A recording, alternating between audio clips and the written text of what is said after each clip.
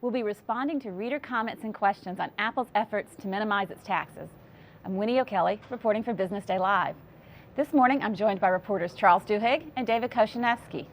Over the weekend, they published the latest article in the iEconomy series, which looks at Apple's effects on the economy. Good morning, and thanks for joining me. Thanks for having us on. All right, so I'd like to start off by having maybe David tell us very briefly about the most recent article. The iEconomy series looked at Apple as the preeminent company in America and showing what it says about our economy. And so in this installment, we looked at taxes and how our industrial age tax system handles tech companies. And Apple has been one of the trendsetters in tax strategies to minimize their taxes. So we can look at how does Apple, as it makes all these huge profits, keep its taxes so low. Now, we received hundreds of comments and questions on our website in response to the article. So I'd like to start off by giving you one of them, and we'll work through a few here. First off, Sandra Kundiff wrote on Facebook, "Why can't we get the loopholes closed?" So David, why not? I think in Washington, one person's loophole is another person's legitimate deduction. And so, lobbyists who are very highly paid are there to fight for every one of those loopholes. Apple is one of the companies now fighting for a break that would allow them to bring back their foreign profits at a much reduced rate. This happens time and again. GE has spent $77,000 a year per member of Congress on lobbyists. Right. So, if you want to get something done, that's what you're up against. And I think eventually what we have now is unsustainable, so something will have to happen, but there's a lot of resistance. Another question that I thought was really interesting came from James Richard Tyrer, who wrote on Facebook, "Do you think that Apple would have paid more U.S. taxes if the U.S. tax rate was lower?" So let's talk, Charles. It's an interesting question because I think what a number of people have said is they've made two basic arguments. One of which is that the tax code is too complicated, that if we lowered the corporate income tax rate and we closed all the loopholes that we might see more companies pay. And that's potentially true. Every company will try and maximize its tax savings, right? That's in the interest of the shareholder. Right. But I think the other thing that people have raised is this argument that Apple uses its money very efficiently, right? Apple is a great company. Right. And people who say, look, Apple should keep that cash instead of giving it to the government because we think Apple's more efficient with it than the government is. Which is true. Apple does do a great job with the money it has. But of course, Apple's interests serve Apple rather than, for instance, people who need medical care or building bridges or roads. And so the role that the government plays and the role that Apple plays are very, very different. And so as a result, when you kind of look at this question, you have to ask yourself, whose hands do you want to put this money into? Because that gets at the basic question of how much should we be taxing corporations and how many loopholes should we really have? And I think the question, now the talk in Washington about lowering the corporate tax rate. Which we should tell people, it's about 35% the top tax. 35 is the official rate. Companies pay about 21 or so.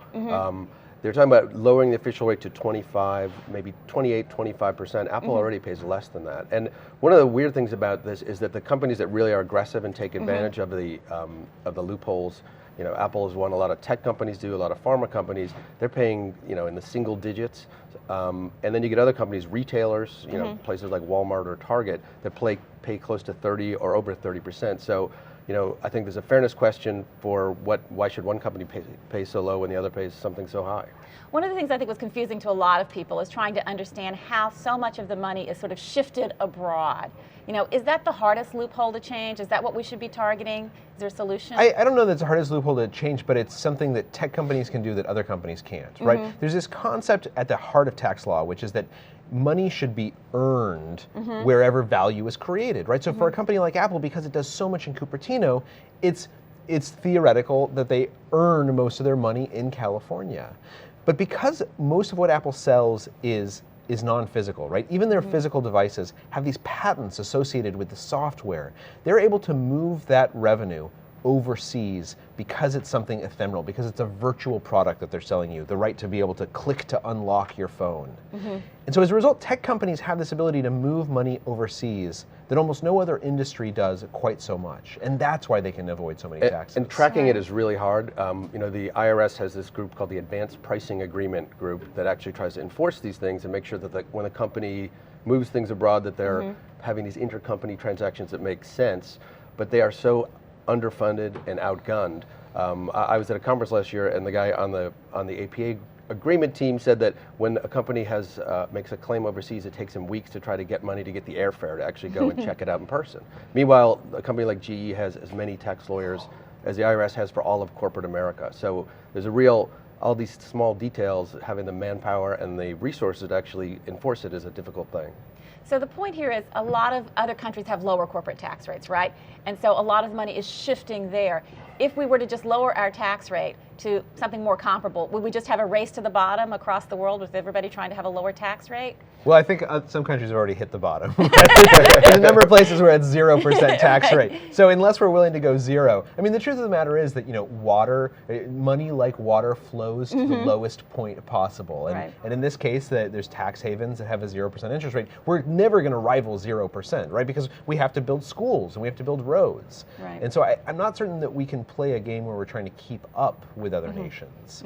Right, and I think among the developed countries, in getting it in the 20s and keeping it competitive with them is what the goal is in Washington on both sides of the aisle, and I think that's what the question is. You're never going to get down to the British Virgin Islands, which is zero, because we have to protect the shipping lanes used for these products to get over here. We have to protect the patents, and there's a lot of infrastructure, a lot of cost, but in the low 20s is kind of where the developed countries are headed. So let's just go for a second here. I mean, I think Apple feels like we've focused in on them, but for good reason. They are such a hugely profitable company. A venture capitalist named Bill Gross wrote on Twitter, "I'm no Apple fanboy, but doesn't every big company do something like that?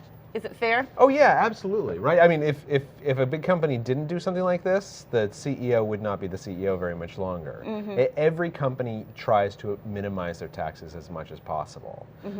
But go ahead. But that being said, Apple has been an innovator in the same way they've innovated with design and with different types of retailing. They've set some of the standards for tax avoidance. There's different ways that they assign their products. There's different ways that they put shell companies in Ireland and elsewhere where they kind of broke new ground that other people are following. So I think that also made them an interesting place to look at. Yeah, and just as other companies have imitated Apple in terms of design, a number of companies have imitated Apple in creating tax structures that mimic what Apple first did. There's a nice comment from Steve Urquhart, who wrote on Facebook, "Apple's management has a fiduciary responsibility to their shareholders to take advantage of every loophole to contribute to shareholder value. So don't blame Apple. The army of lobbyists that helped create tax loopholes, they're the ones you have to thank for this mess." I mean, how fair is that? I think there's some truth in it, but there's also some companies that abuse those loopholes, more aggressively than others. And there are certain tech companies that actually pay in the high 20s because they think it's better for their shareholders and for the company to keep its money ashore rather than holding it offshore and pay no taxes. So I do think clearly everyone can agree our tax code is a mess. It was founded in the industrial age, and now we're in a digital economy, so it's not kept up with the times, but there are also some companies more aggressive than others.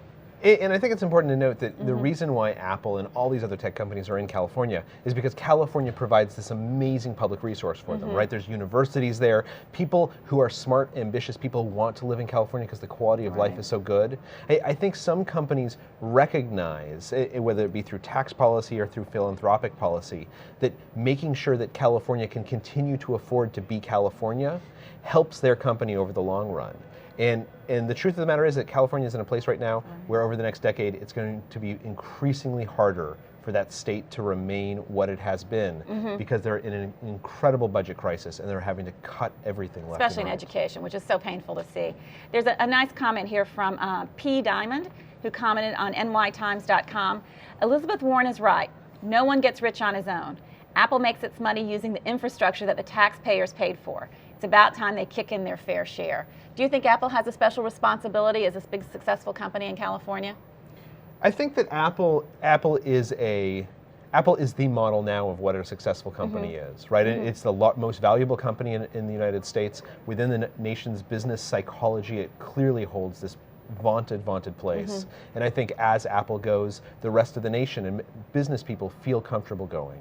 And if Apple was to send a message by saying, we do X or we do Y, as they have with, for instance, overseas working conditions, it changes the entire ecosystem. And so I think what Mr. Diamond is really saying is Apple could send a message about responsibility to communities, about investing in local communities that would have more of an impact than just what Apple does. Right. You know, this last comment I think is a really nice one, and Bob Jarama commented on nytimes.com.